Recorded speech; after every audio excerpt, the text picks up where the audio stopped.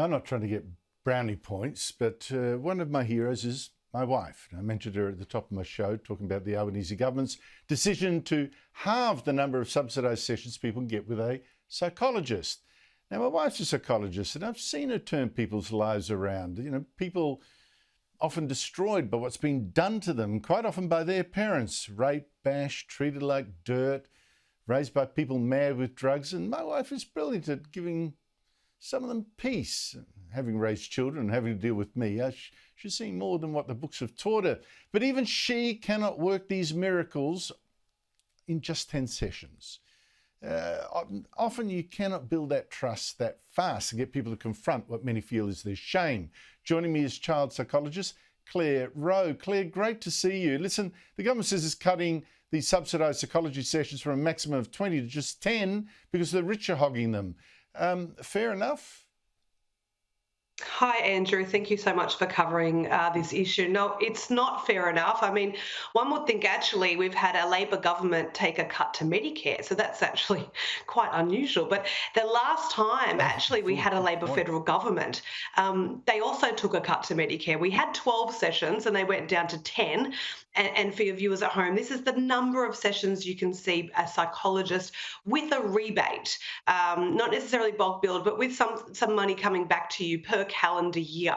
The Morrison government then put it up to 20 sessions, and psychologists have held their breath knowing that the Albanese government, if they got in, did say that they would be slashing it by half down to 10. The argument is that at the moment, existing clients are apparently clogging up the system and taking advantage of that extra 10. As you just pointed out, the evidence is that for the vast majority of mental health disorders, the evidence is we need more than 10 sessions to make any headway. So of course, existing clientele are taking up more than 10 sessions. And it's really skirting the main issue. And there's several, Andrew, and one of the main issues is that we are very, very short of psychologists in this country, given the rise in mental health diagnoses. And the psychologists we have are leaving in droves. They're burnt out and they don't want to do it anymore.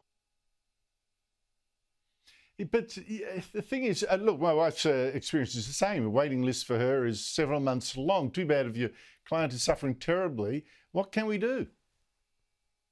Yeah, well, there's a number of things we can do. And I think frustratingly, psychologists have felt that government policy is not listening to us in the workforce. So there's several things. First of all, we now need a master's degree to get registered as a psychologist in this country. Great. There are thousands of eager students applying for these master's degrees with literally handfuls of spots. The second thing is we've got a workforce of about 8,000 psychologists that we call provisional psychologists. They've completed their studies. They're at the start of their career. They're working. They're very competent. They're supervised by senior psychologists, and they don't get a rebate through Medicare. Put them out there. Absolutely. Clare, you're so right. Look, I'm sorry I've run out of time. I should have given more to this because I feel passionately about it. Thank you very much for your time.